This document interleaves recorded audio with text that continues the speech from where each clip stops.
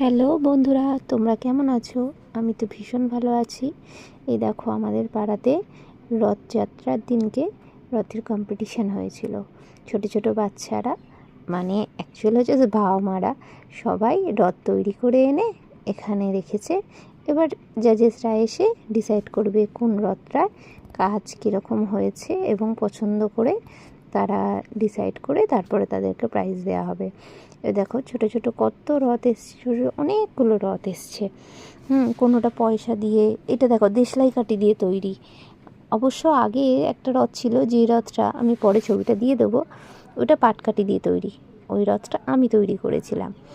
আর দেখো কাগজ কেটে কি সুন্দর রথ তৈরি করেছে ছোট ছোট। এটা 3তলা রথ।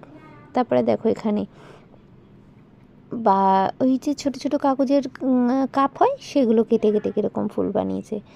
এটা পাটের দড়ি দিয়ে বানিয়েছে।